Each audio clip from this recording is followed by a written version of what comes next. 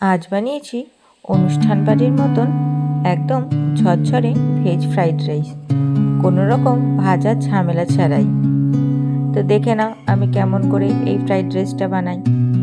প্রথমে একটা হাঁড়িতে ভালোভাবে জল গরম করে নিয়েছি, তার মধ্যে দিয়ে দিলাম বেশ খানিকটা লবণটা দিয়ে তার মধ্যে দিয়ে দিলাম কিছুটা পরিমাণে সাদা তেল, আর দিলাম কিছু গোটা গরম মশলা। সবগুলো দিয়ে দেওয়ার পরে আমি বাসমতি চাল আধ ঘন্টা আগে ভিজিয়ে রেখে দিয়েছিলাম, সেই চালটাও এবার দিয়ে দিলাম হাঁড়ির মধ্যে, দিয়ে একটা হাতা দিয়ে খুব ভালোভাবে নেড়ে চেড়ে দিলাম। এবার চালটা আমরা সিদ্ধ হতে দেবো। চালটা খুব ভালোভাবে সিদ্ধ হয়ে গেছে। চালটা কিন্তু ওভার কুক করলে হবে না, ঠিক 90% সিদ্ধ হয়ে যাবে, সেই টাইমে আমরা নামিয়ে দেবো। এবার একটা কড়াই গরম করে তার মধ্যে দিয়ে দেবো কিছুটা পরিমাণ সাদা তেল, সঙ্গে দিয়ে দেবো ঘি আর সাদা তেলটা গরম হয়ে গেলে ওর মধ্যে দিয়ে দেবো দুটো তেজপাতা আর কিছুটা গোটা গরম মশলা। এবার কিছু সবজি কেটে নিয়েছি, এবার সবজিগুলোকে আমি ভেজে নেব।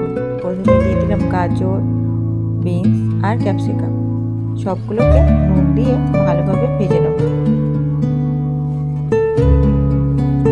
ভালোভাবে ভাজা হয়ে গেলে ওর মধ্যে দিয়ে দেবো কাজু আর কিশমিশ।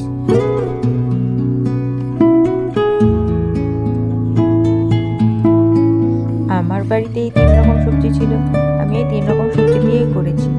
কেউ চাইলে আরও সবজি দিয়ে দিতে পারে। কাজু কিশমিশটা দিয়ে খুব ভালোভাবে ভাজা হয়ে যাওয়ার পর ওর মধ্যে দিয়ে দিলাম কিছুটা পরিমাণে গোলমরিচ গুঁড়ো, আর দিয়ে দিলাম সামান্য পরিমাণে গরম মশলা গুঁড়ো।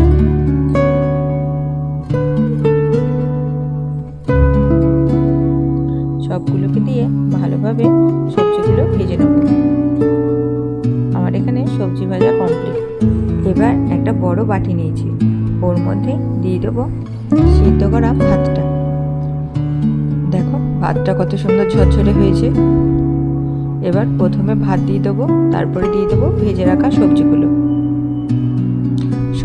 দেওয়া হয়ে গেলে এবার ওর মধ্যে দিয়ে দেবো কিছুটা পরিমাণে চিনি।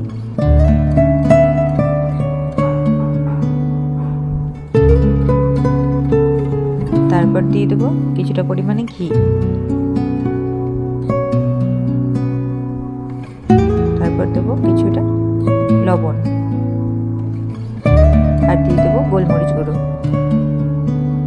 এরপরে আবার দিয়ে দেবো ভাতটা। এইভাবে আমি লেয়ার করে নিয়েছি 3টে। এবার যার যেমন পরিমাণ সে সেরকমভাবে লেয়ারটা করে নেবে। আমার 3টে লেয়ারেই হয়ে গেছিল।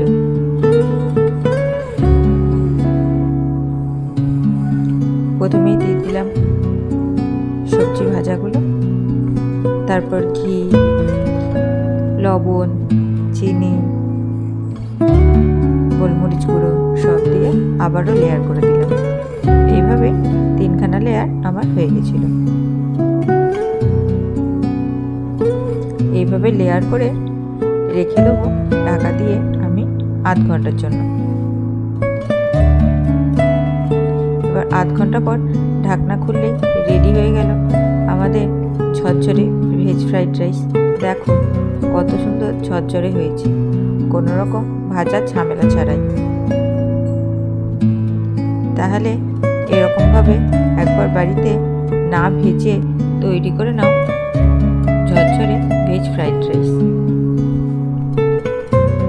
এটা যেমন সহজ, খেতেও তেমন খুব সুস্বাদু। তাহলে আমার রেসিপিটা যদি ভালো লেগে থাকে তাহলে প্লিজ চ্যানেলটাকে একটু লাইক, শেয়ার আর সাবস্ক্রাইব করে দিন। আর এইভাবে নতুন নতুন রান্না পাওয়ার জন্য আমার চ্যানেলটার পাশে থেকো আর অনেক ভালোবাসা দিন। ওকে, বাই বাই।